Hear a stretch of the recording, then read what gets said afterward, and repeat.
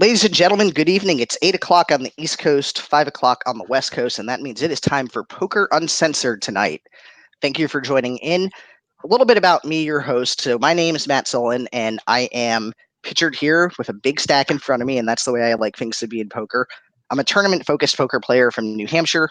I work a day job as a technical delivery lead focused on the Salesforce platform, and launched a poker community and podcast to give people the opportunity to discuss poker with the freedom to speak their opinions openly and freely. And I'll be making an appearance in October in Hanover, Maryland at the World Poker Tour at Live Casino.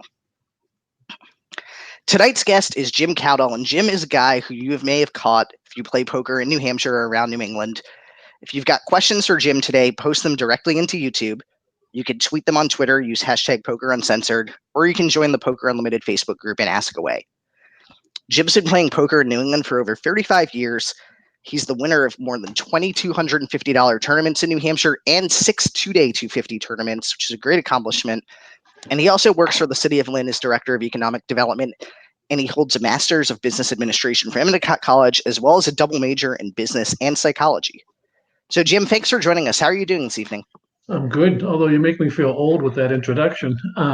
Hey, Matt, before we even begin with wherever you're going to take me, inquiring minds want to know on your Facebook page. Somebody excuse me, wants to sponsor you. They don't go in. The first thing they're going to do is check you out on social media. The picture of you and that cat. What is that cat's name? Inquiring minds want to know. So that cat's name's TC. He is about 13 years old, or actually 14 years old now, and he's a very friendly cat. Nice cat to have around. So. I bet you that cat could tell me some stories. Yeah, actually, the cat can probably tell stories. The cat actually sometimes likes to go use the computer even and type things. So. Oh, okay. Now I know I'm in trouble. But go ahead. What's happening with you today? Yeah, so it's been a great day. It's great to have you on here. And tonight we're going to start out by talking. And by the way, I forgot to mention your goals at the poker table: have fun and win. So that's awesome to hear. But tonight we're going to start out by talking about the history of poker in New Hampshire. And Jim, you've been playing in New Hampshire since the 2000s, or even was it before that? Yeah. So, well, let's talk about New Hampshire, right? I think Moneymaker won in 2003, and that kind of just really kicked things off where everybody thought, everybody had a chance, right?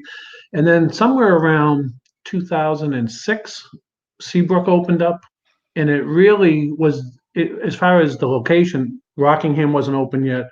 It was huge, right? And so people flocked there right after, say, a year later, Rockingham opened up, and that kind of divided the population that was playing poker. And then the lease ran out at Seabrook on Tony and Les, who owned it, and they opened up Hampton Falls, which was like a mile away.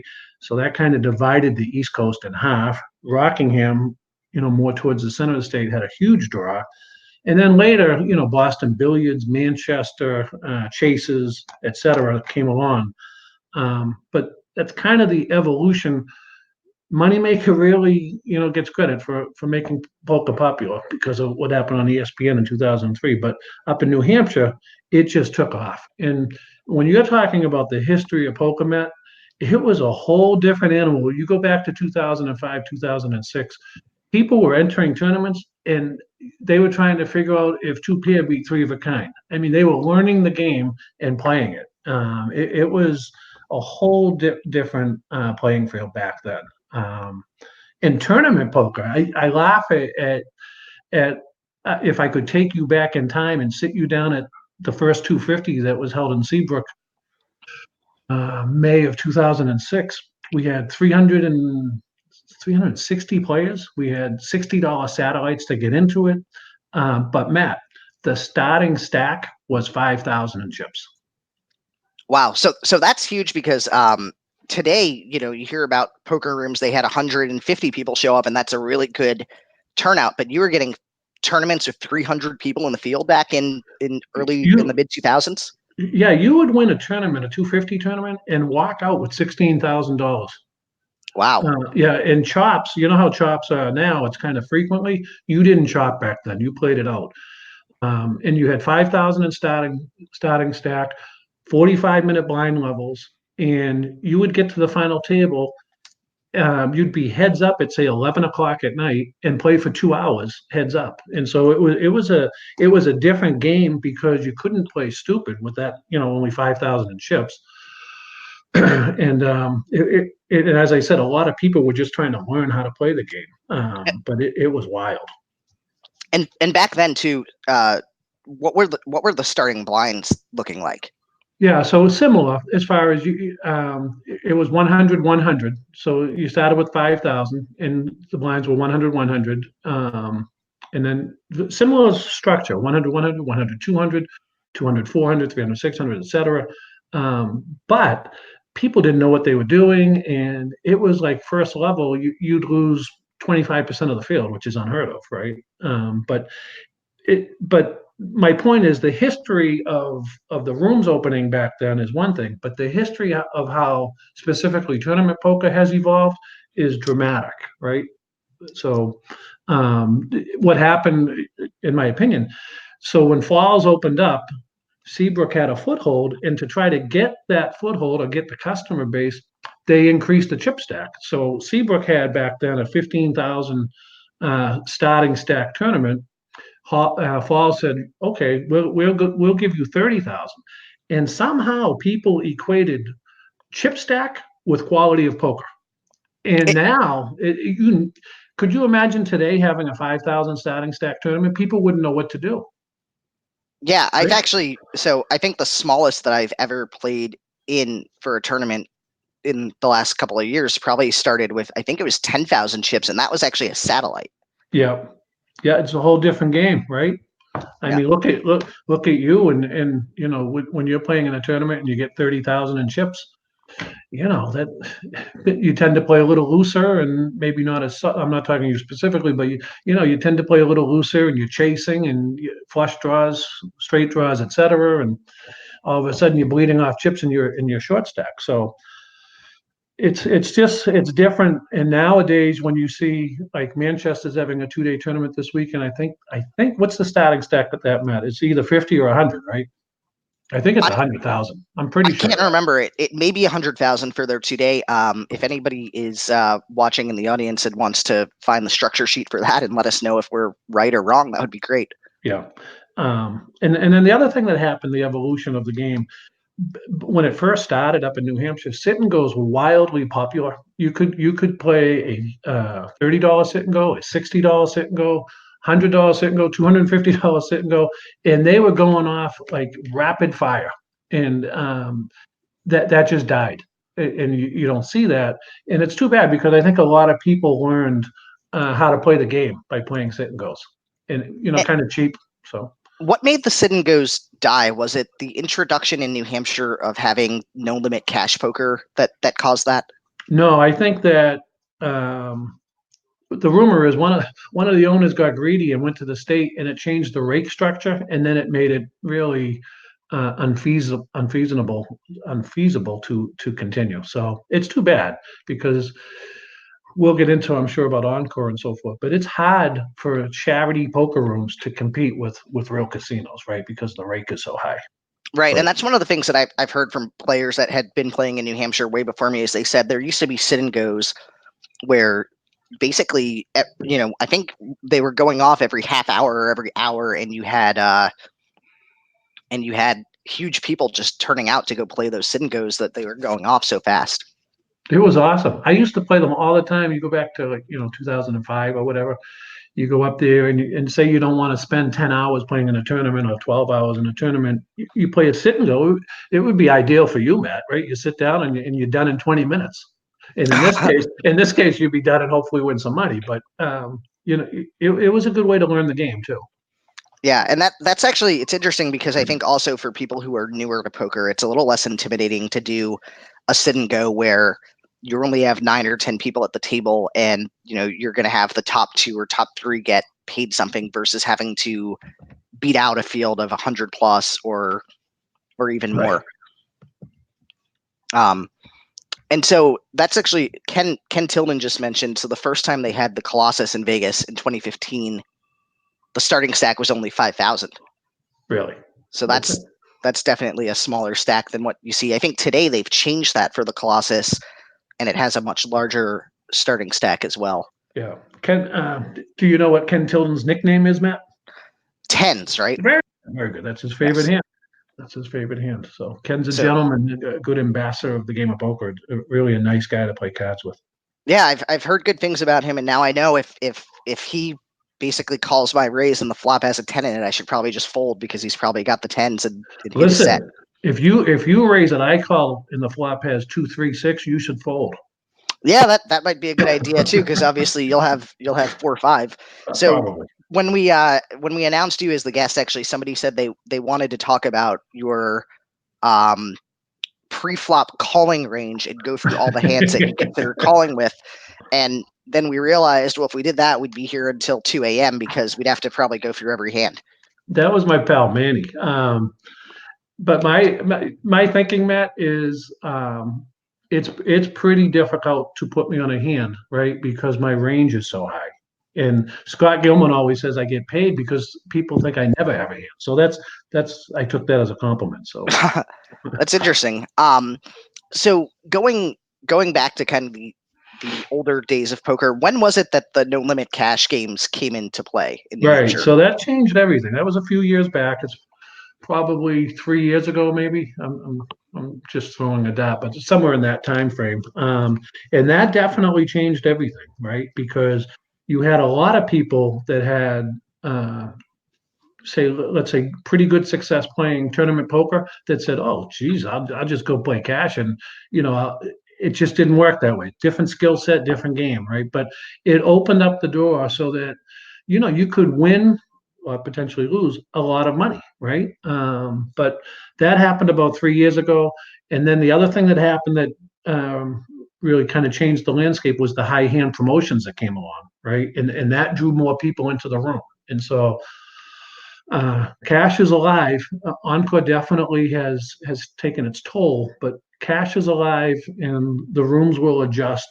Um, I think that the owners made a tactical error, Matt, when they lobbied to change the cash rules, which allowed the no limit games to happen, but they didn't go after the tournament structures. I mean, how the hell can you have a cash game where you could lose $2,000 in one hand, yet you can only on a tournament side, the most that they'll let you charge is $250. It makes Yeah, zero sense, you no, know. So, that's actually something that I think needs to be kind of reevaluated, probably by the state and possibly by the rooms, because that's a question that I've always wondered. I see people who they'll buy in at 1-2 for the maximum of 300, and they'll lose all of that, and they'll buy in again for 300 more, right, and they'll lose all of that, and then they'll buy in again, and they'll lose and the money in their wallets. But there's usually an ATM, so they just hit the ATM, get more money, and try again. And at right. the end of the night, they're down like $1,200. But if it was tournament play and the tournament was 150, it would be like one shot and done because you can't rebuy in those because of the state's No, laws.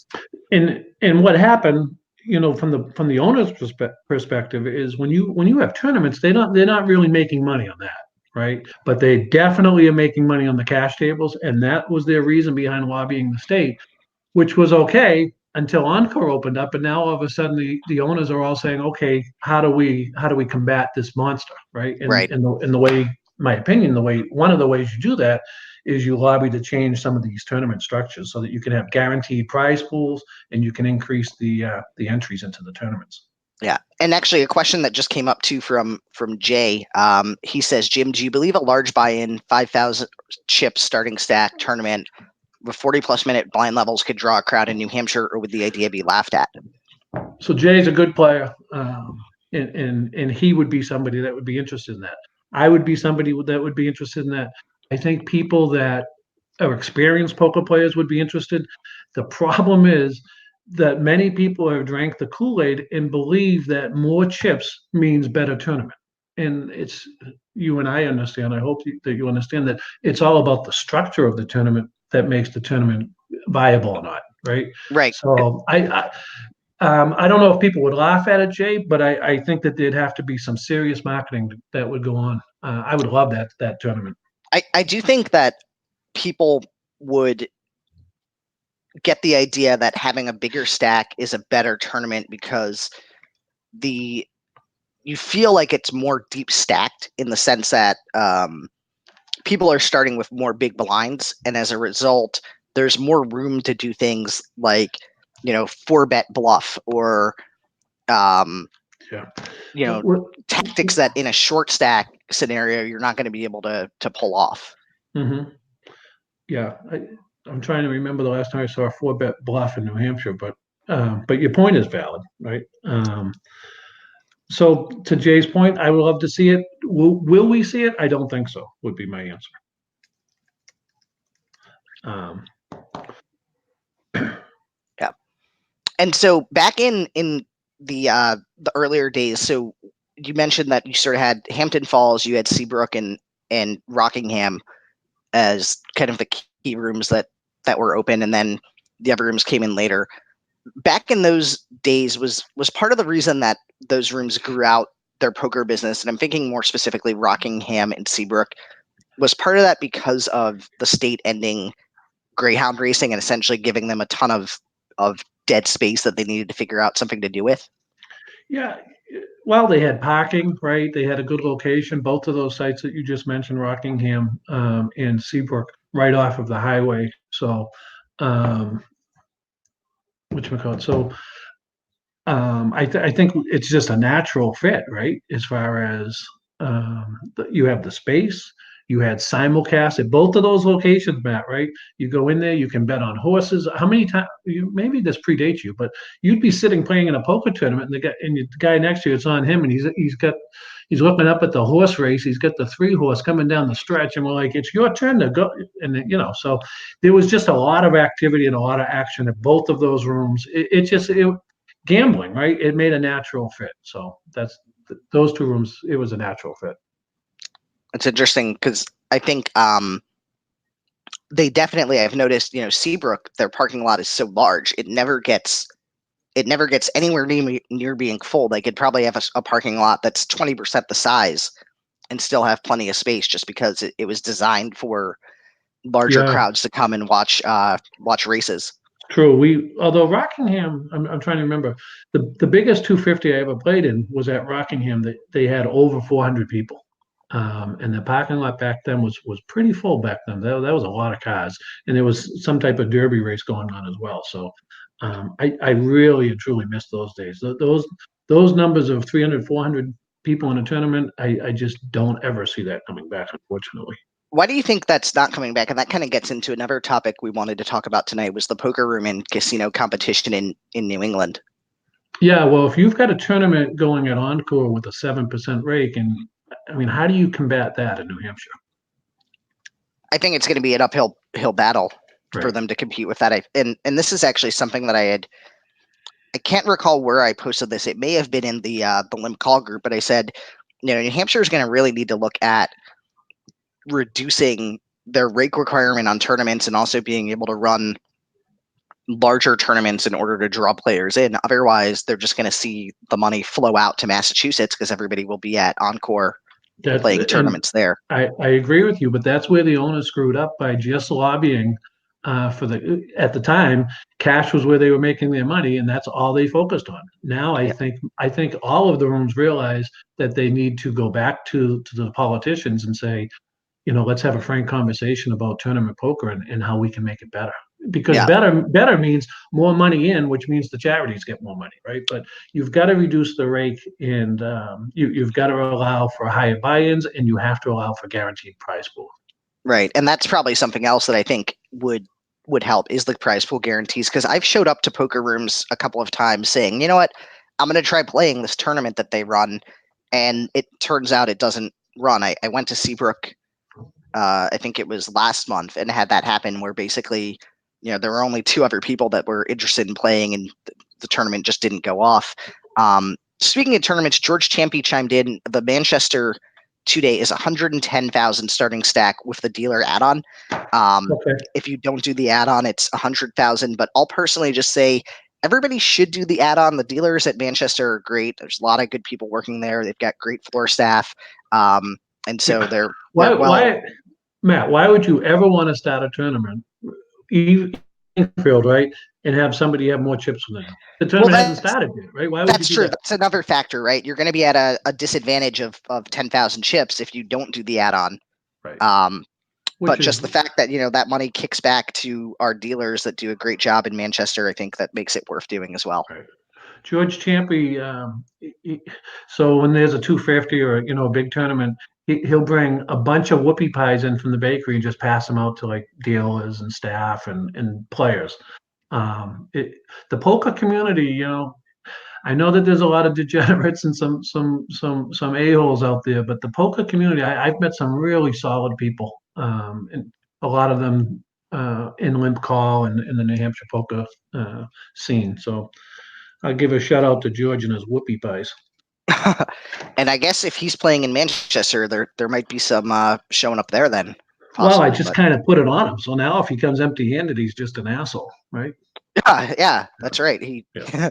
Now the people are expecting to see whoopie pies in Manchester That's next right. weekend. That's right. Um, and when I was thinking about the evolution of the game, Matt, on your question, I was thinking about the incredible talent that has been produced from the New Hampshire area, right?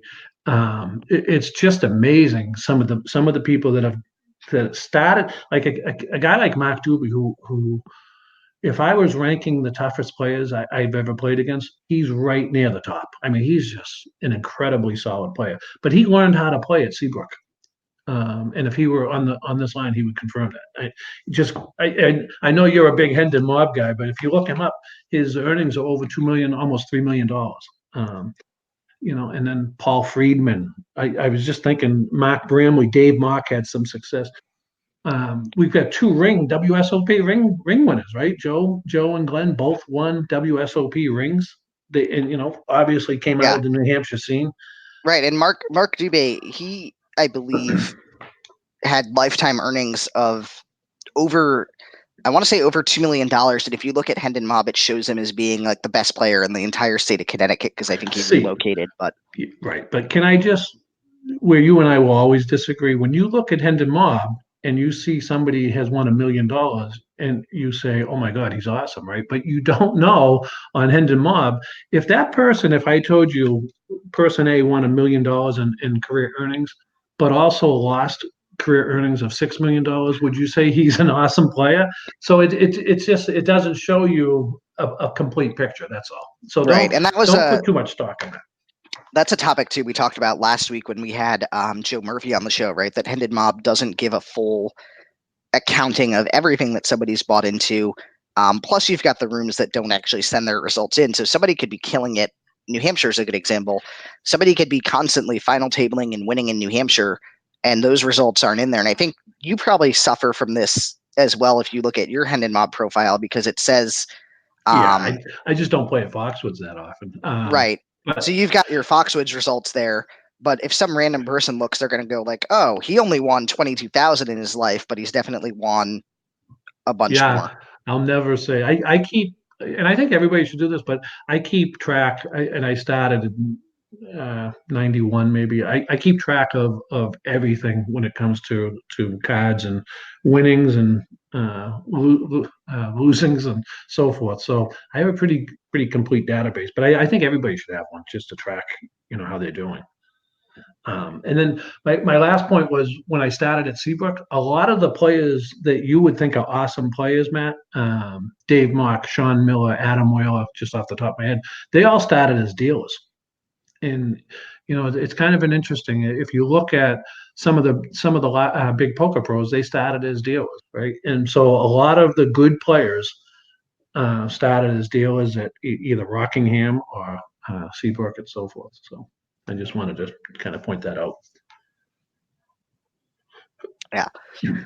So that's a good point because there's a lot of people that you know we talk about poker kind of from the player perspective, but there's a lot of people in New Hampshire that also make their living and pay all their bills by dealing poker or working for the different poker rooms. And one of the concerns about not having a healthy charitable gaming business in the state is that those people could end up not having the same job opportunities that they have today. And do you think that's the concern that people recognize? I think so. I would agree with that. So another thing to talk about just in terms of poker room and casino competition. So in the past, if you were in the southern New Hampshire area or places in Massachusetts, like say Burlington, or I think in your case you live in Lynn, um, it was either drive about 2 hours to get to Foxwoods or Mohegan, or play in New Hampshire. And so that probably helped build out New Hampshire as being a place to play. But It's now, yeah.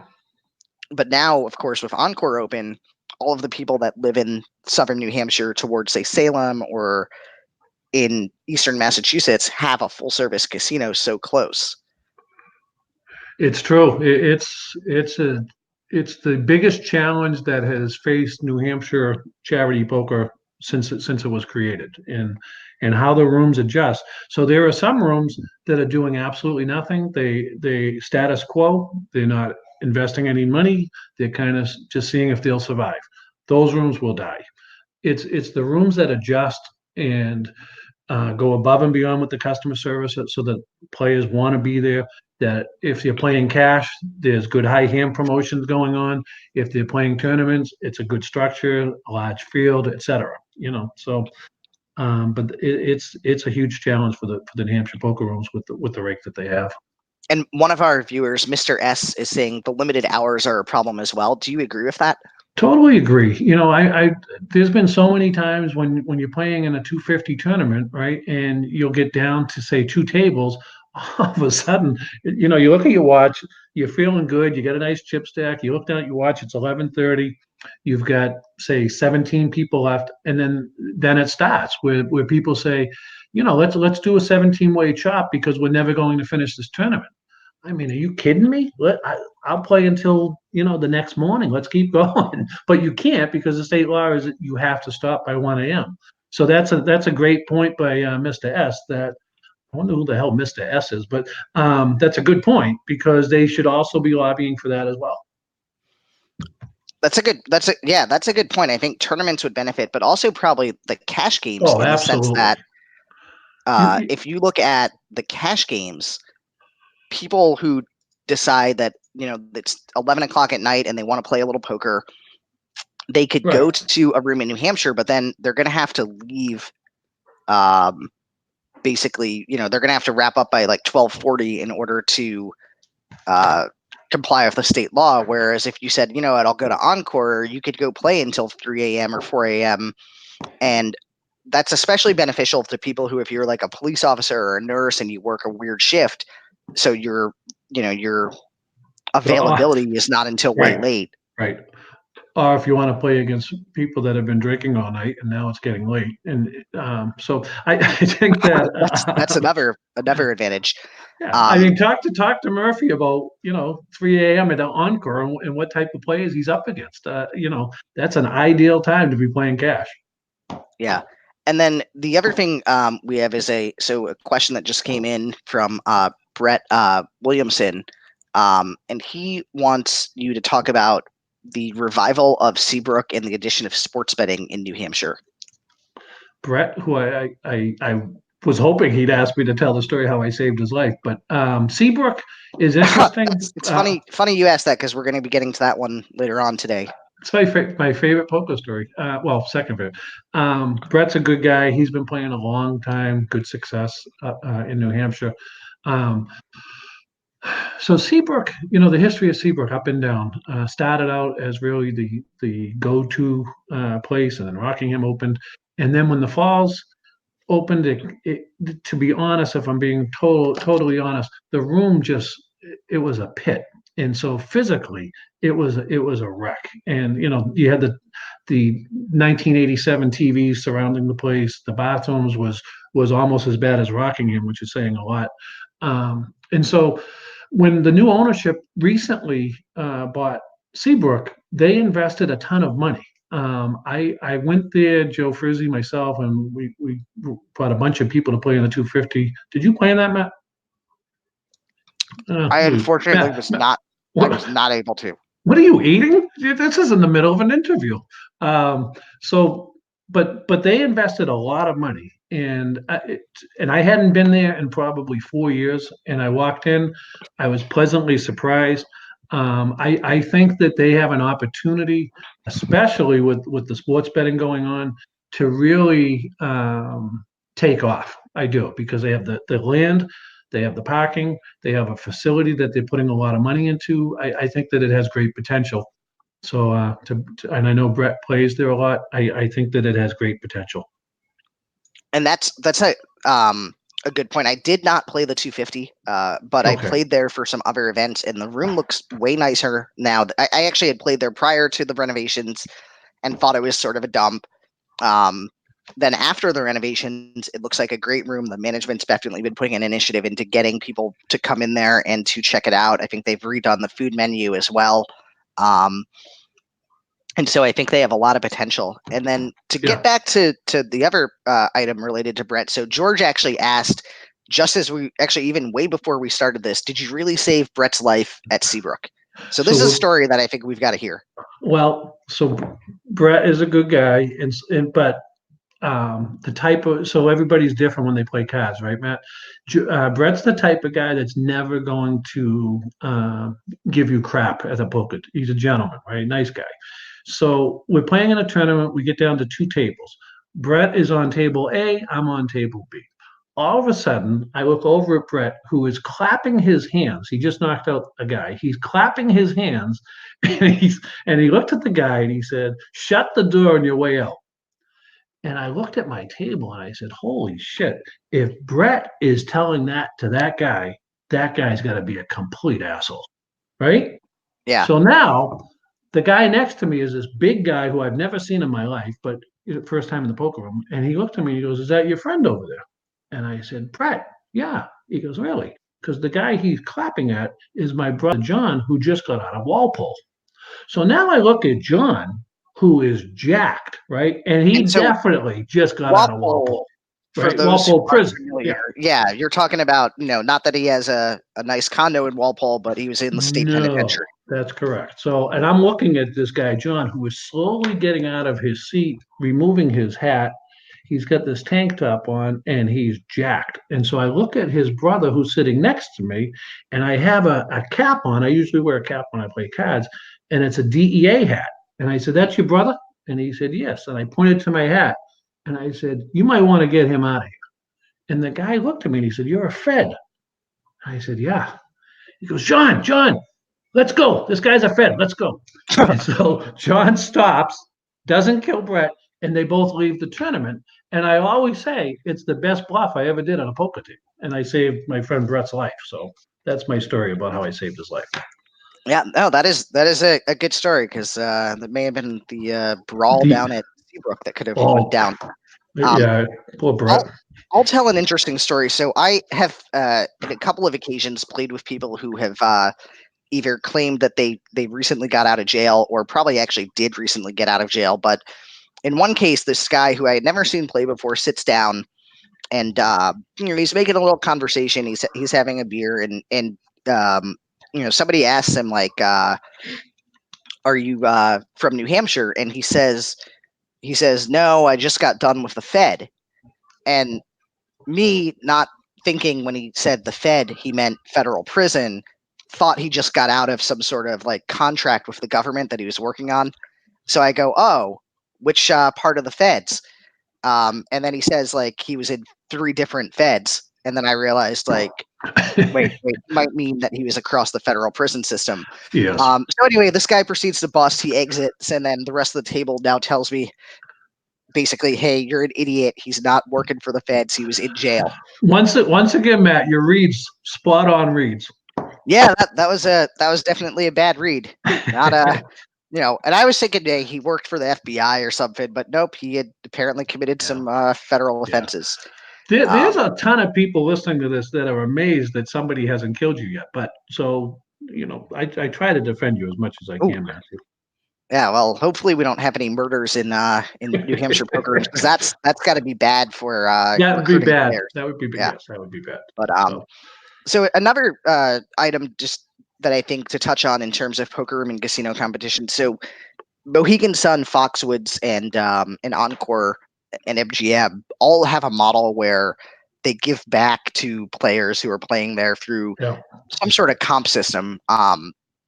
Twin River as well, but basically people accumulate based on the hours of play, some sort of comp that they can use to get food or to get drinks, and then they of course have like the hotel stays and other benefits.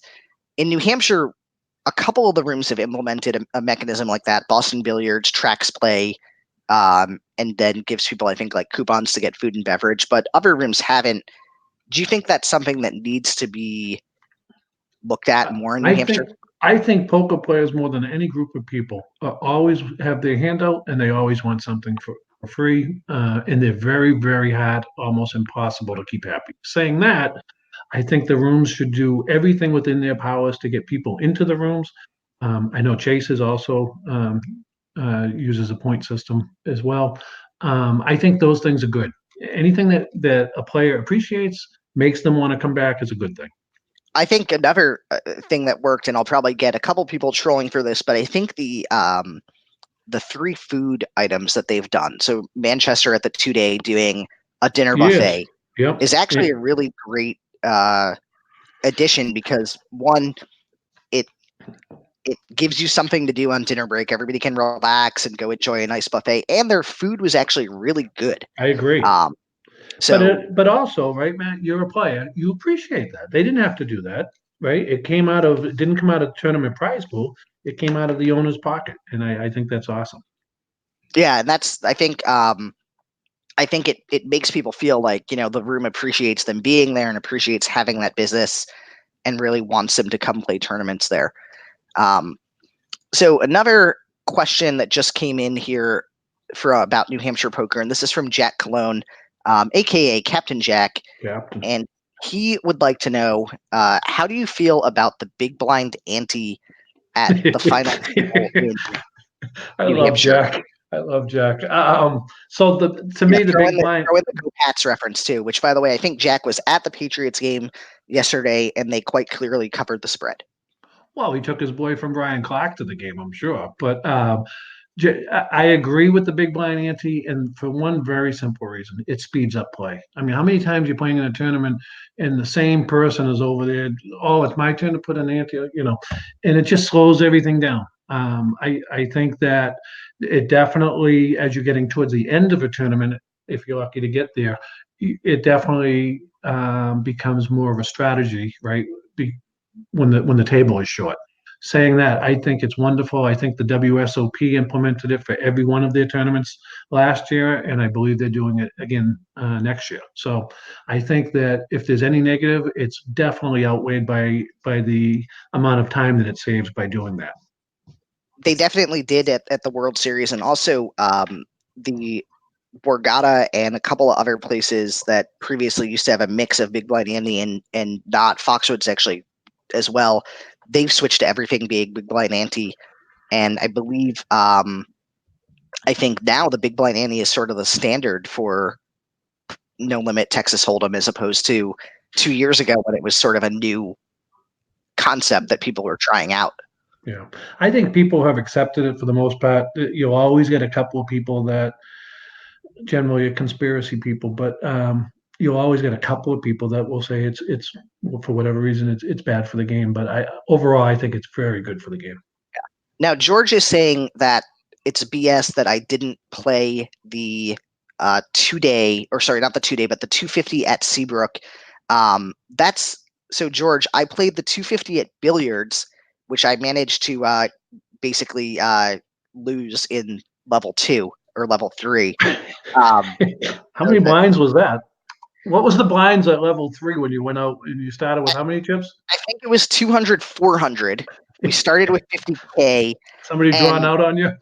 and well, what happened was I raised ace king and a guy shoved, and I thought he had either a weaker ace or maybe he had like a pocket pair that was So you got a less. hundred. You got 100 big blinds, 300 big blinds in on Ace King. So I had a little bit less than starting stack, but basically I think I got about I would say about 90 big blinds in pre-flop by With Ace High. yep. However, the good Yeah. news was, now the good news, my opponent flips over jack high Yeah. So I'm like, all right, this is fairly good. I'm ahead here. Unfortunately, he pairs up. I don't, and I end up heading for the door. But even that, right, Matt? Why at level three in a deep stack tournament do you want to get all of your chips in at 60-40%?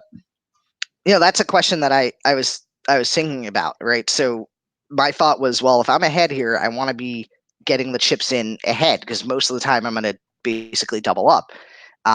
But the other side of it is I could fold, lose a little bit of chips, and then live on to play and actually Live on to possibly play level four. I'm sorry. right, Yeah. live on to level 4 or even possibly make it all the way to the final table.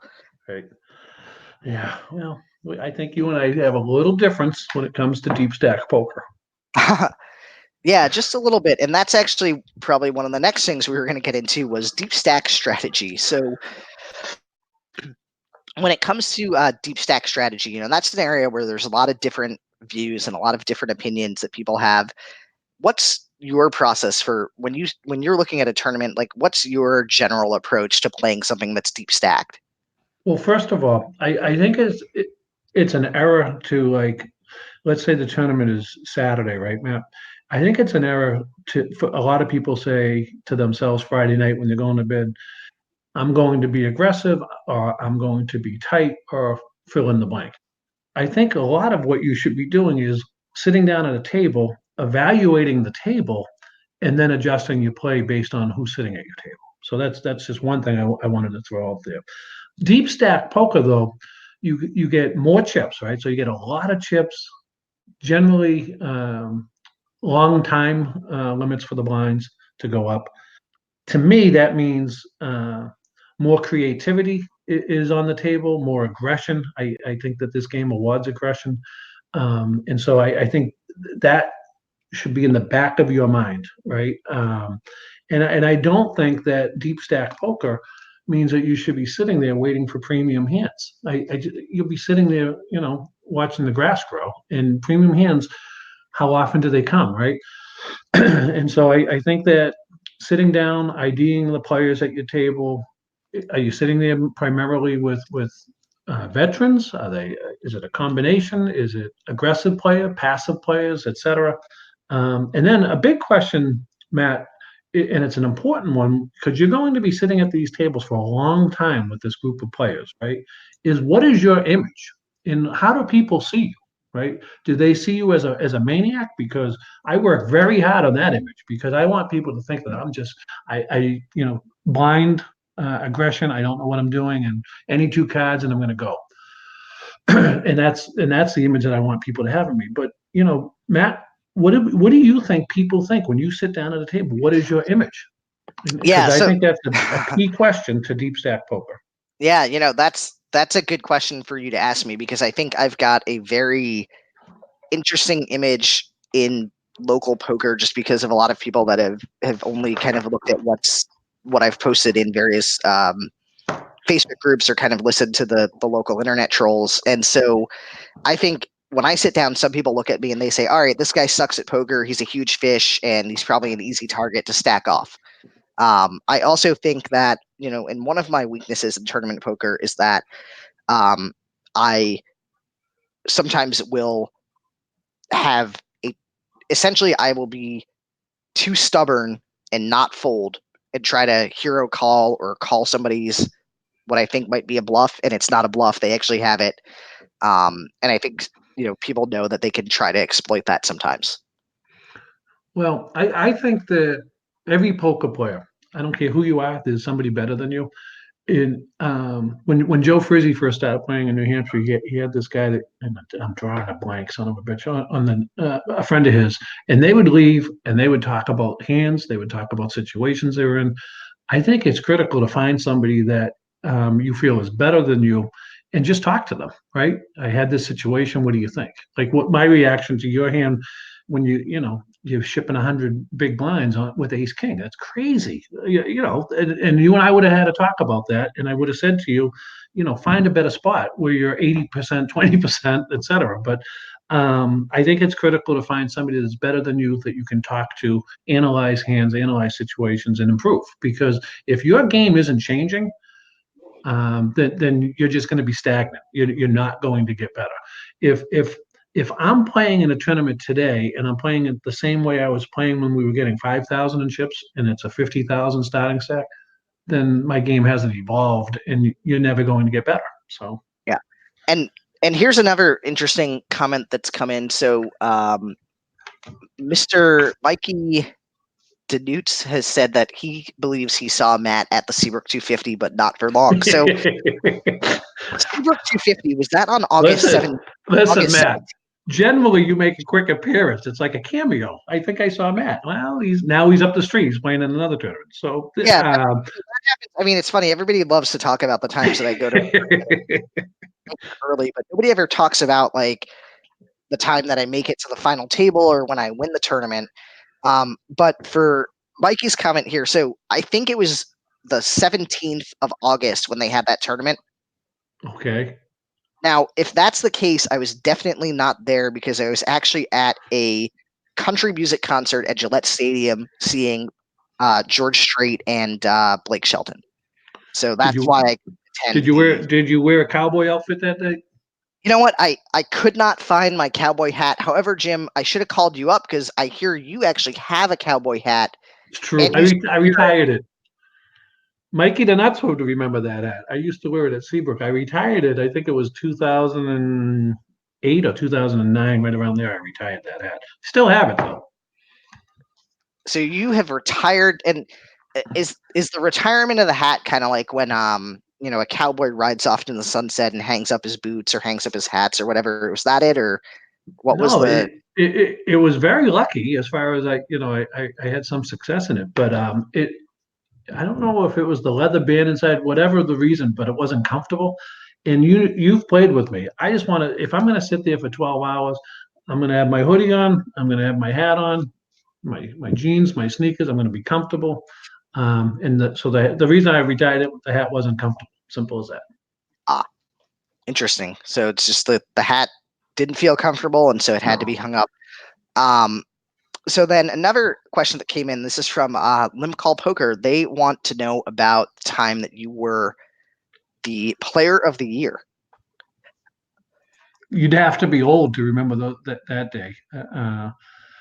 2000 and let's see what year that was. 2007. I definitely was player of the year that year. That was a good year. I won three of the 250s, which each one of them had over 300 people, and I final tabled four other ones. So I just pretty lucky that year. That's how I would describe it. That was a good year. And then where was it? Who gave out the player of the year? Was it like state player of the year, or was it a specific room, or? No, that was the owner at the time, Les, who has since passed away for Seabrook Poker Room, came up with that idea. He was a nice guy. He was a gentleman.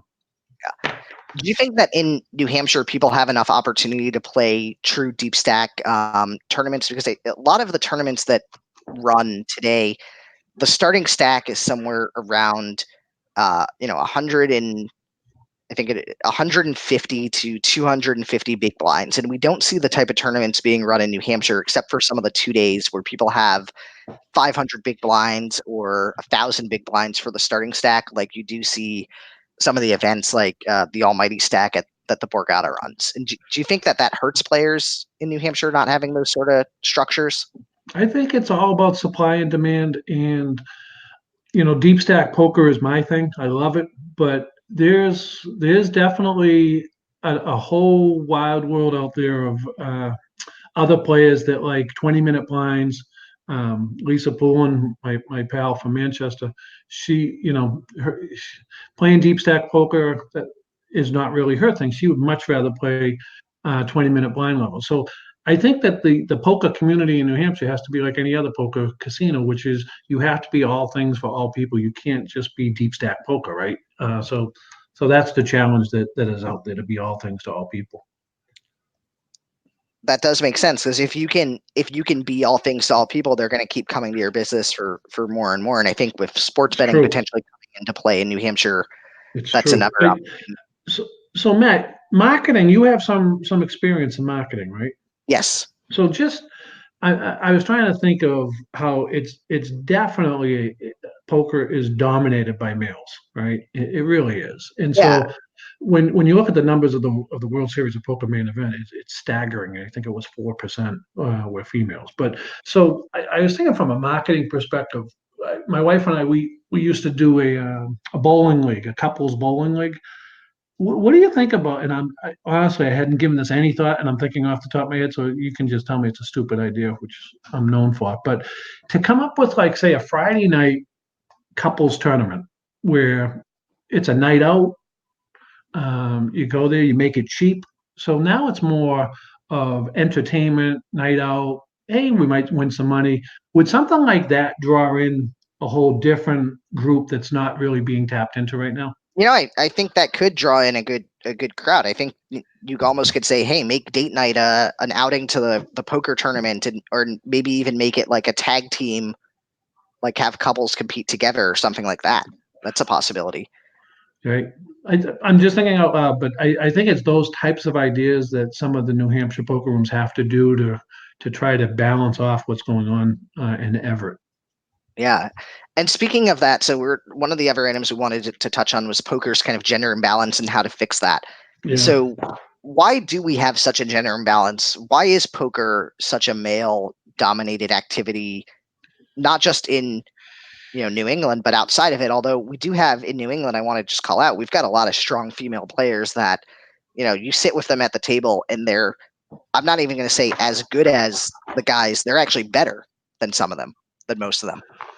Yeah, like I don't, when I sit at a table, I don't look at gender. Linda Swear is one of my favorite players, Lisa Poulin, one of my favorite players. Both of those students of the game, right? They're not And Lisa, missing. I'm sorry. Lisa, I'll add too, has done a really great job helping to push and promote the tournaments in Manchester lately. And she's been doing that for a while, but the Right. turnouts there were just amazing in August, and I think the this upcoming weekend at their 2 day, they're going to have a big crowd. Yeah, that's going to be awesome. So I think one of the things we have to do, recognize that the majority, heavy majority of the room is filled with men, right? And secondly, we've got to make it, no matter what room we're talking about, we have to make it inviting so that everybody, male, female, feel comfortable. But if we're specifically talking about females, that starts with the dealers taking full control of a table so that there's not inappropriate talk going on, there's not berating going on because somebody made a bad call in their mind and then some woman's getting berated. It has to stop right away, and it starts with the dealers. And so I think that part of moving forward, if you want to increase the female numbers, that training, education from the dealers to the floors to the upper management all recognize that it has to be an inviting environment and that bullshit isn't tolerated by drunk men at the table. But so that's just my opinion. But it's I would, unbalanced, right? You agree with that? yeah, it's definitely in balance, and I would agree with you there that you do get some men who they unfortunately are not able to be as respectful as they should be at the table, and that can be a turnoff. I think not only for female players, but can actually be a turnoff for I other agree. I male agree. players as well. But Um, if it's allowed, right, you've now sent a message to everybody at that table, both male and female, that that behavior is okay, and that's what you can expect in this room. And so I think that that has to be nipped in the bud. right, because that's definitely, if people think that that behavior is tolerated, they're going to continue and they're not going to give up. And then Ken Tilden just asked a question too. He said, "Hey, most wives or girlfriends don't know how to play poker. So why is that? Is that just Jesus. because they've never tried Well, playing, or I mean, clear, or is he wrong?" well, clearly Ken hasn't taught his wife how to play cards. I don't know that. I know, like, let's say Joe Frizzy, Sarah. I know that she's come into the card room before. Sean Miller and his wife play. My wife plays. So I don't know. Yeah, I So know some Ken other says folks. most wives or girlfriends don't know how to play poker. Teach them, Yeah, just like yeah. just like most of us had to learn, right? Um, That's what I was thinking. Like maybe people should try to teach more women how to play poker. I know I've had women who have asked me for advice on how to play poker or how to start playing poker, and I'm happy to help them out. Um, and then, in fact, there's some people's wives. I think Scott Gilman, for example, his wife may even be better at poker than he is.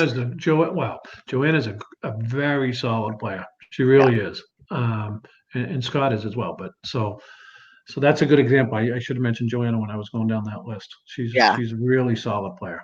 And then So George asked, what about same-sex couples? And this probably goes back to when we were talking about the idea of trying to make poker more inviting as like a yeah, maybe to get to come who out. I mean, cares? Who cares, right? Bring them yeah. in.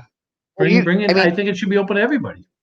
I would agree with you, and I think here in New England, New Hampshire, and Massachusetts, we're states where people are much more accepting and tolerant of same-sex relationships. I think in other parts of the country, people aren't as accepting, and they basically fought against it until the Supreme Court said, "Hey, you've got to allow same-sex marriage." But I think we're lucky to be in a region that is more open to that, and people aren't going to go crazy because there's a same-sex couple at the poker table.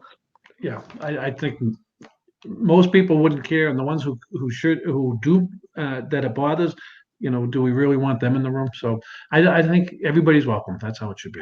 And Mr. S is commenting, saying the single greatest thing hurting the growth of poker is how people who are new to the game are treated. Would you agree with that? Yes, I see it all the time, where people, are getting agitated because the person, doesn't know it's their turn or doesn't know what to do, so it's taking a long time.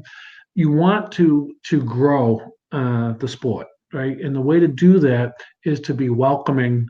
We did we wake up one day and we were all poker experts? We all had to learn the game, right? And so, but that goes back to the dealers.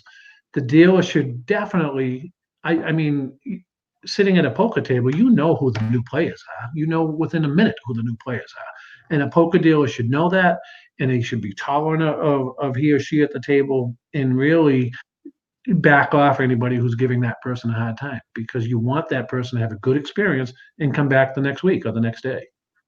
Yeah. And Brent Campbell just asked the question: Have any of the rooms had a new player tourney? I can't recall anything recently. Can you? No, Brent Campbell's one of my favorite players to play cards with. All we do is laugh, and he's a good player. I think that would be a good marketing, right? Give them something for walking in the door and being a new player. I think that would be a good idea, because if you don't get new players, Encore is right down the street, viable option, and tourneys are starting soon. Yeah.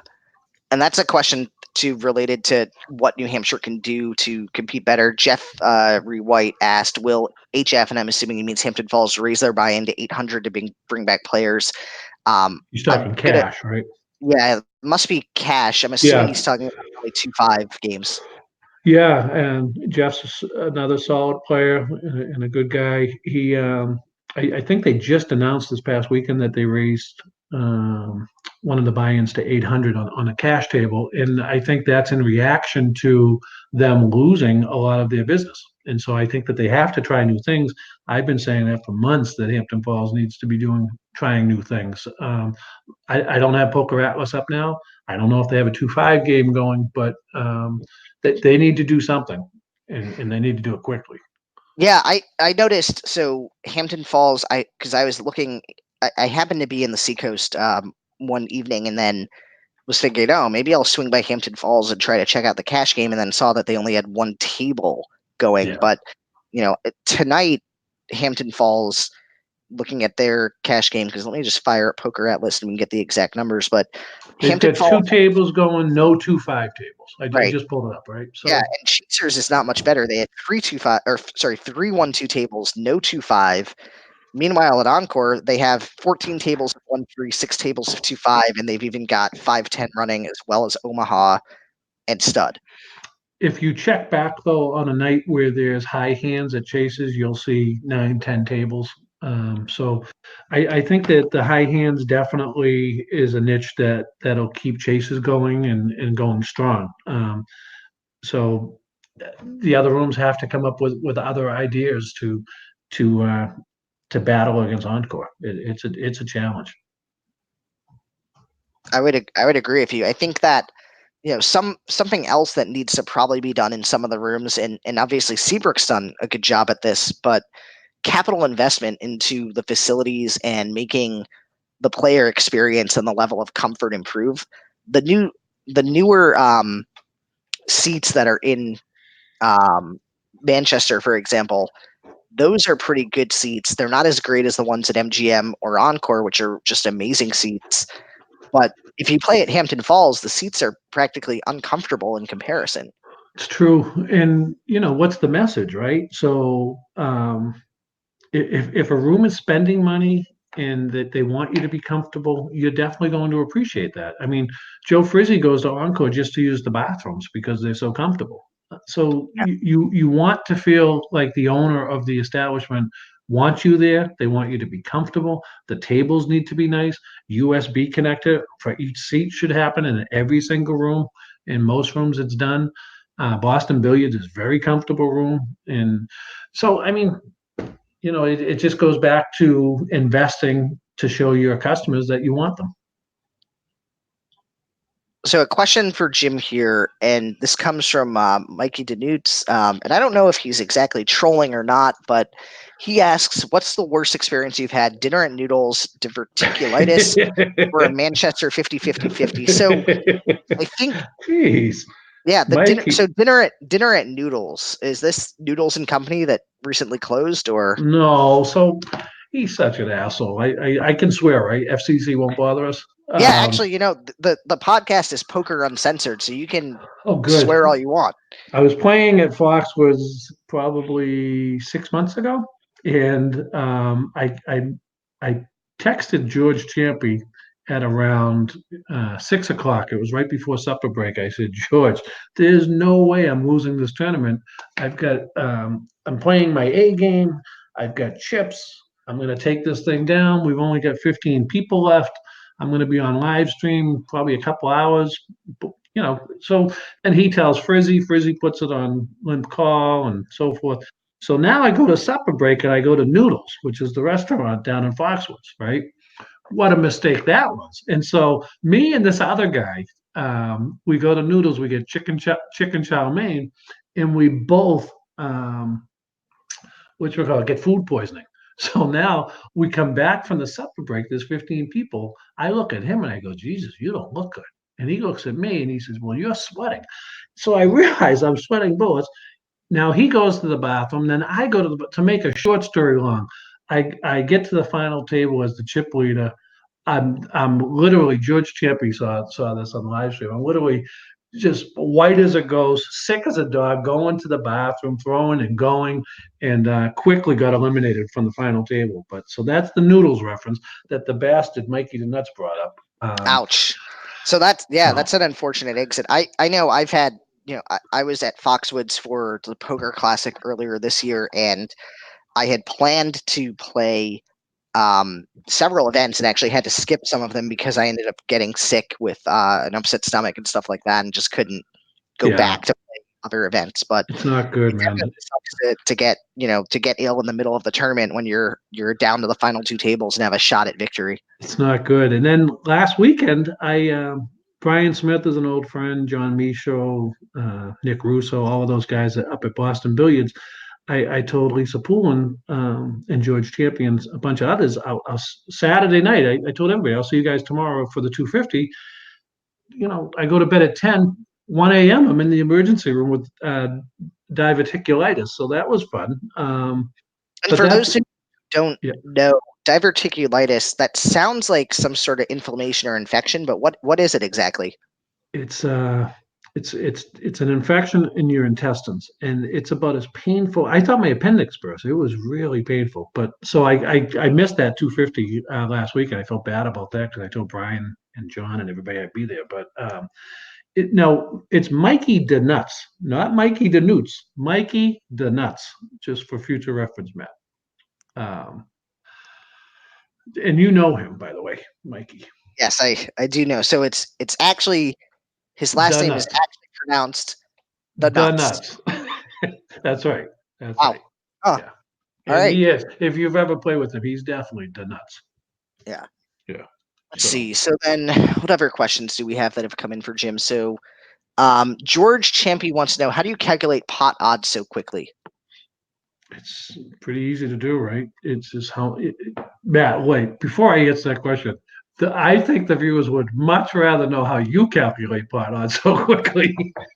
So, well, there's a couple of ways to do it, right? So if we want like the exact number, and we want to know, like, based on the pot odds here are going to be, or whatever, the odds are like 32.76%. If we want Oh the boy. exact app we can use for that. But really, to just quickly calculate the pot odds, it's looking at what how many cards are possibly going to come that are going to cause you to basically hit whatever you're attempting to draw to, and then subtracting out the card that if you think your opponent is also drawing that they're going to hit to, and then figuring out, all right, so given that there's after flop has come out and you have two cards, there's 48 left, basically dividing by 48.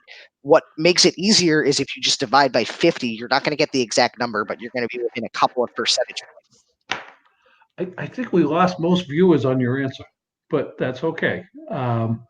It's I think that you should have general knowledge of how to calculate pot odds, more importantly, implied odds. And I think that it's all part of the equation on trying to figure out whether you should call, fold, or raise, right? And And so, I've my typical strategy is that if I don't have odds to call, then I'm left with the other two options: fold or raise.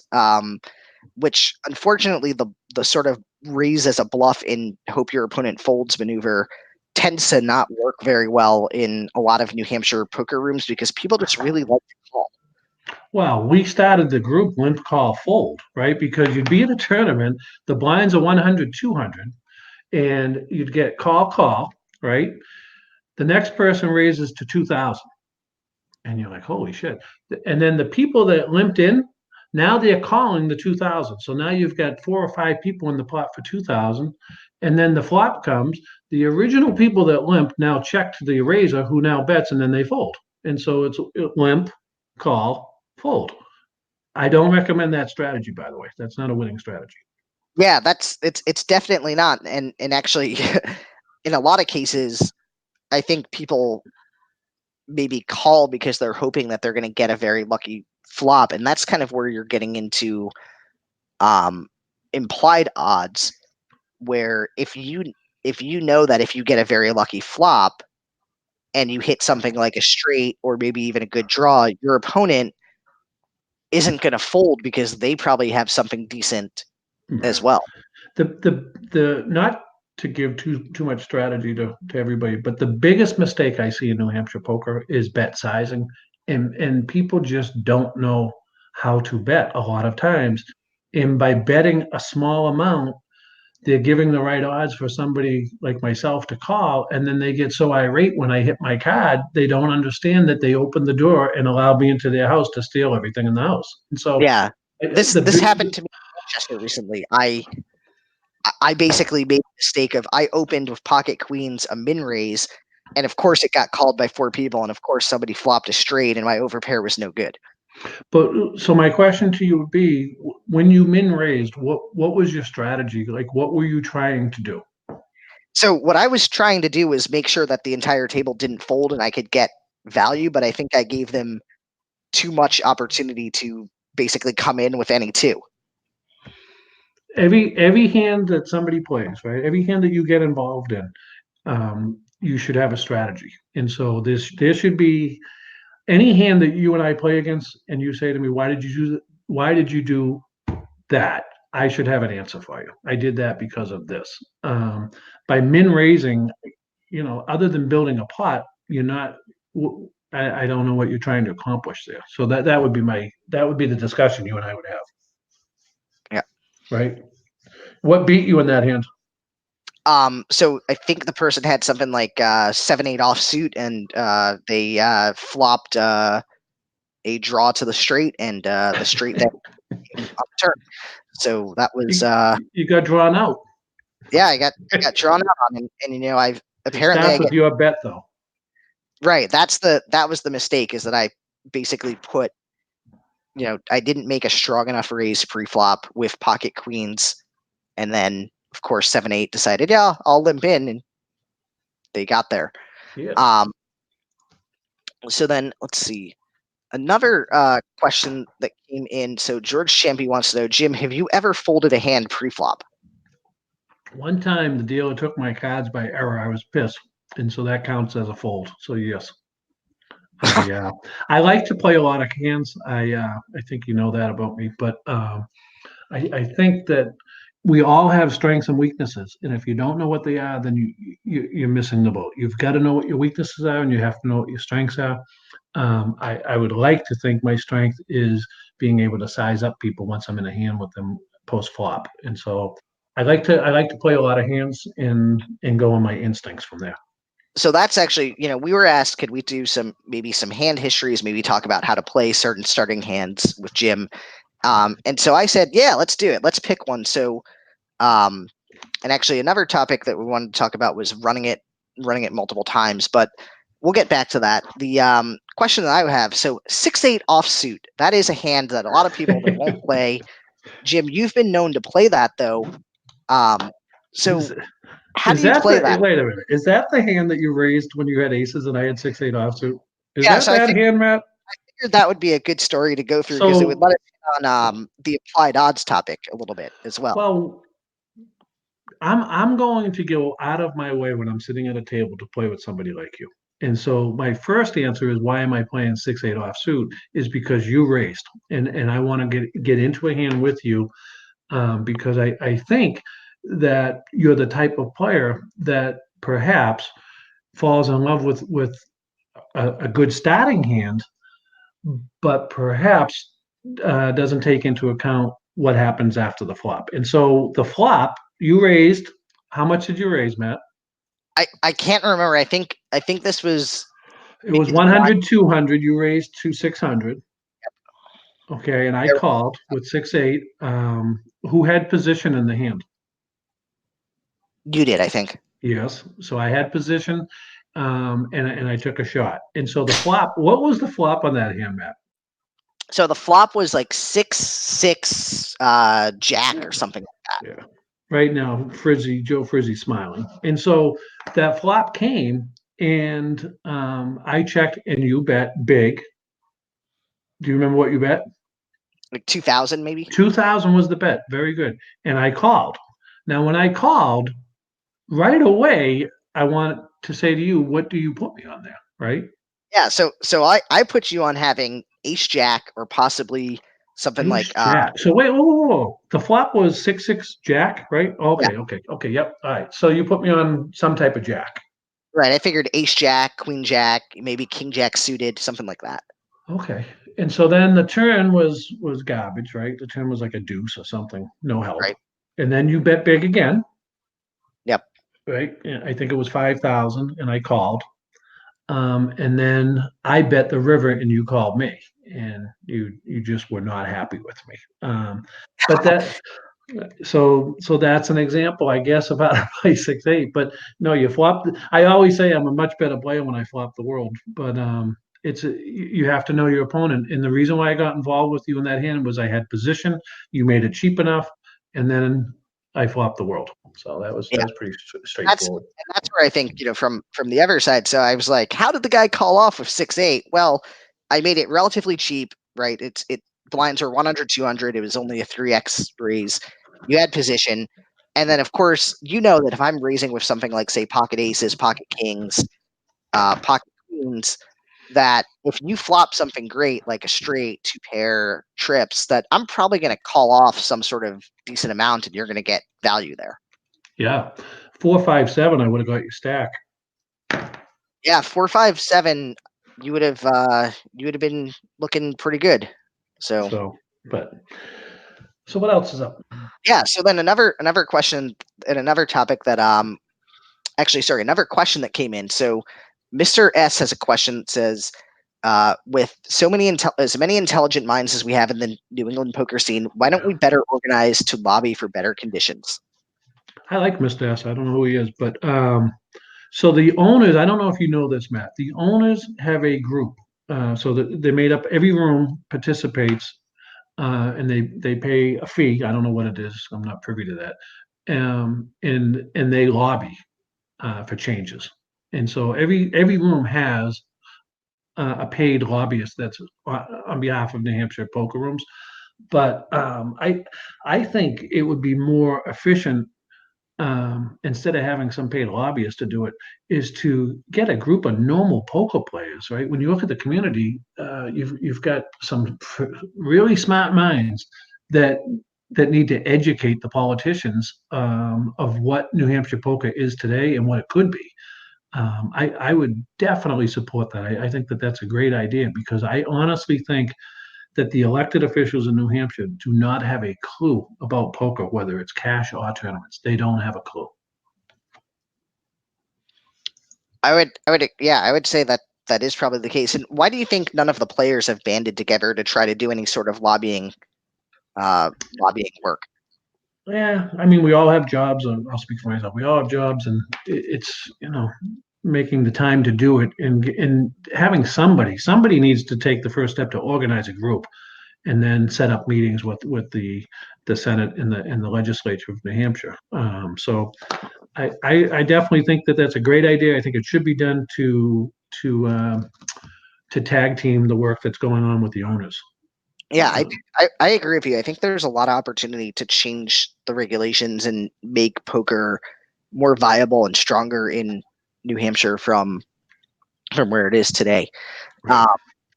So then, let's see if there's any other questions that have come in. By the way, are there any other topics that you'd wanna touch on, or anything else you'd want to mention on the podcast tonight?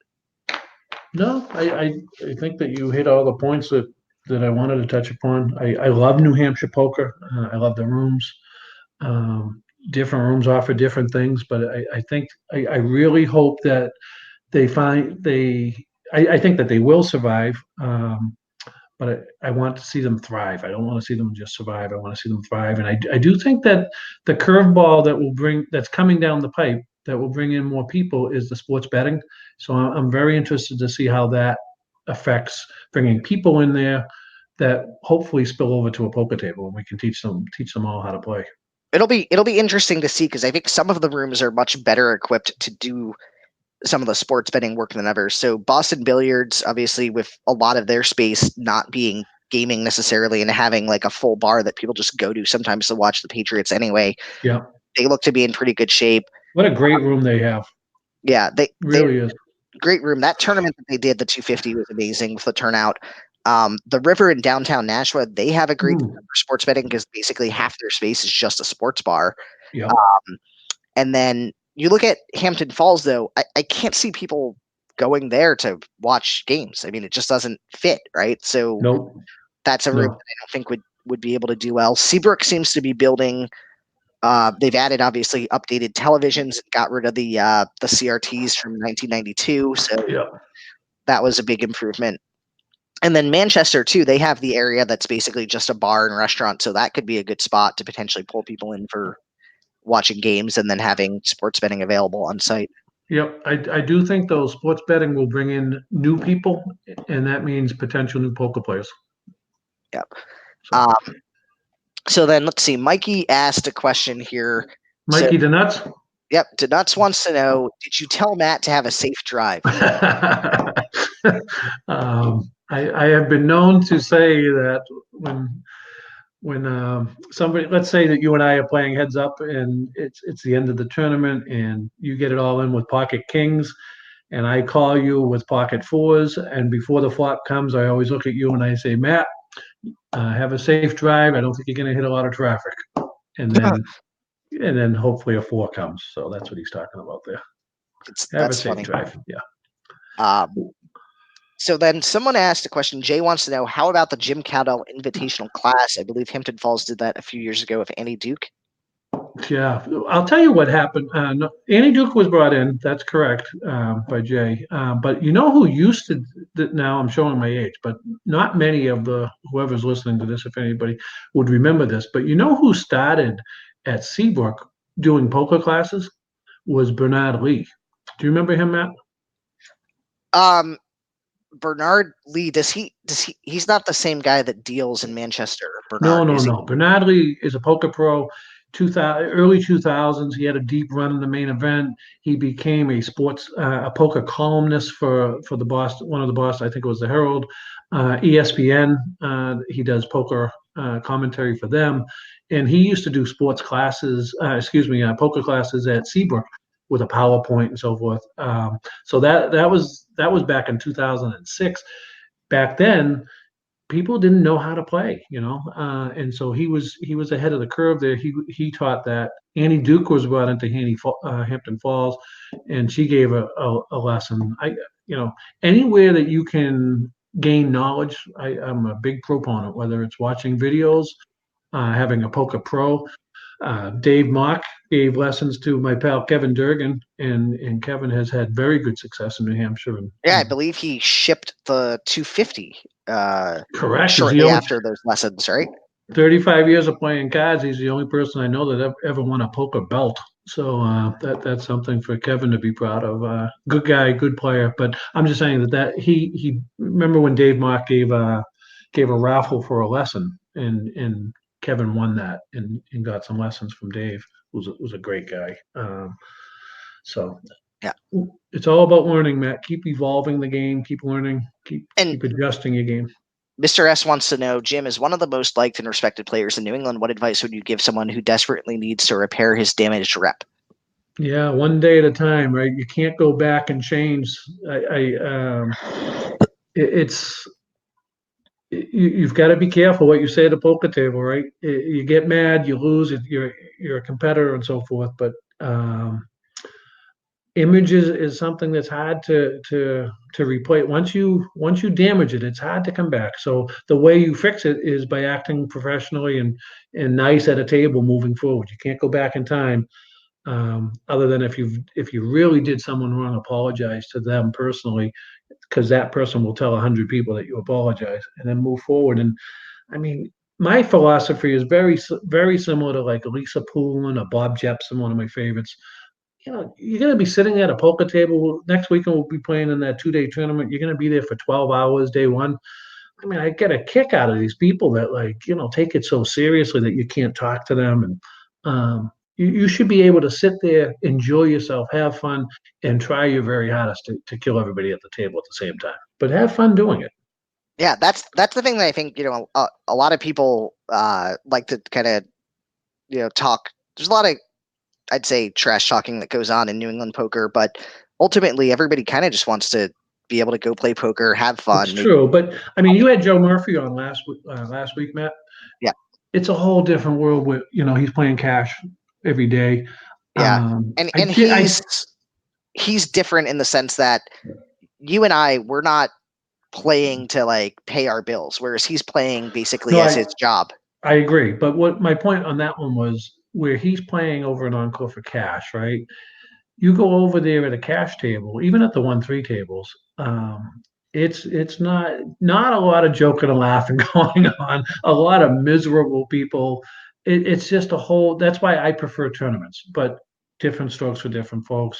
I tip my hat to the people. There's a reason why they call it grinders, right? You are grinding out a living, surrounded by people that you know, it's just a whole different vibe when you're playing cash. A lot more trash talking, a lot more personal comments that made. It's a whole different world. I play cash. I prefer tournaments. I think that was another question that came in actually. So let me see. There was a question that actually came in asking about cash poker. So let's see here.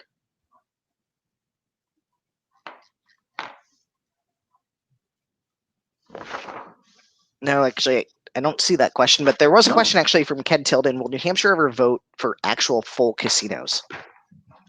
Well, they're pretty stupid when it comes to this. They're missing the boat. I always thought that the best location for a casino was Rockingham, where Rockingham used to be, but they missed the boat on that.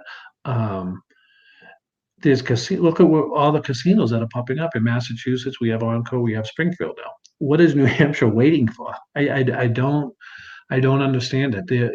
They've got people that live in New Hampshire playing in Massachusetts. Why? So I would like to see it. I don't know, Ken. Consistently, it passes the legislature and gets killed at the Senate. So I don't. I'm very hesitant to say yes because of the history. It's not a close vote. I think my perspective on this, I think that they'll continue to reject it until they realize that the economic loss is so high that they're kind of forced to move forward with it.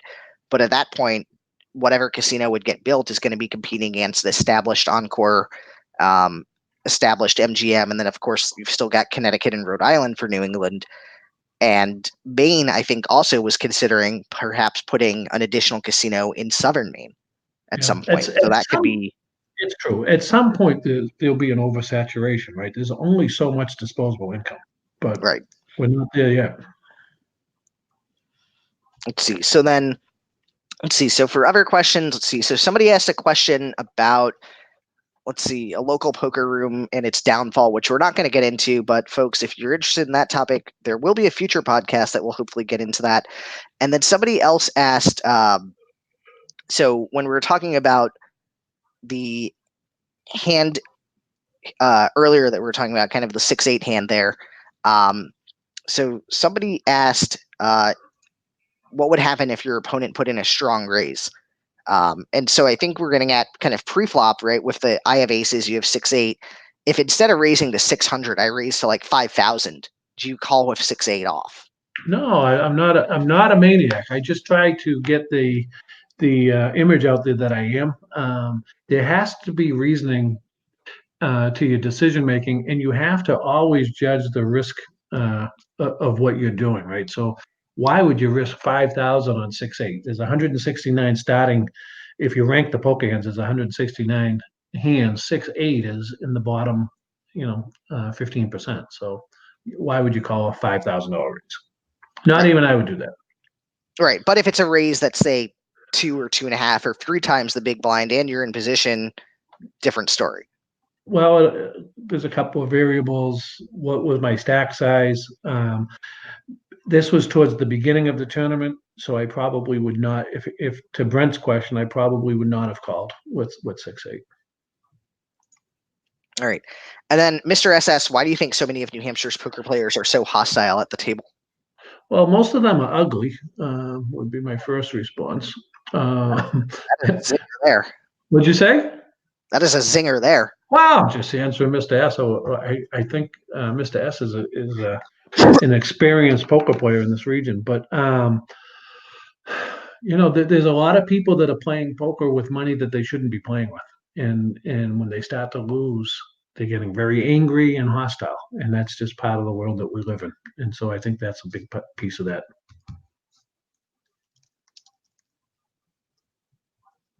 All right.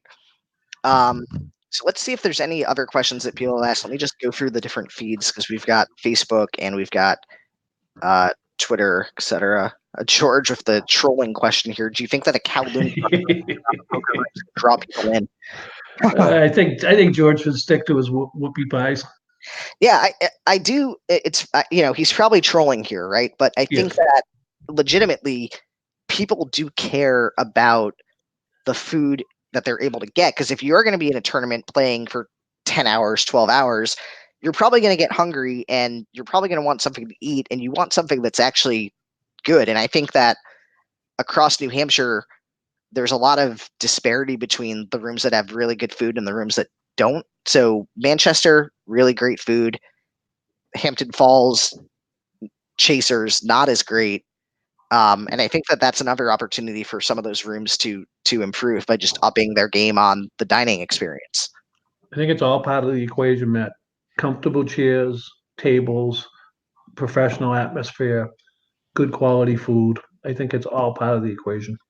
Yeah, that's the typical kind of troll that comes up when somebody will post a hand. They'll get the question of, hey, was this hand played at the circus? Well, Yeah. if the room feels like a circus, right? If it's not well run, if the management's not consistent with the decisions that are being made and how things are going, people are going to feel like they're at the circus. And then when they go somewhere else that is professionally run, they're going to just say, well, I might as well play here because they actually know how to run a poker room. Yeah, and I think overall, when you look at the dealers specifically, because that's who we deal with as poker players, I think most of the dealers do a great job. A guy like Jack Hallis, I don't know if you know Jack. He deals at Chases. I have more fun with that nitwit when he's dealing, and he's professional. He does well. I think overall the dealers have a very tough job dealing with some angry people, and I think that they do a good job. I think we're really lucky. Yeah. So, Jim, I want to thank you for joining the podcast. Okay. Um, is there anything else that you want to touch on before we wrap up this evening?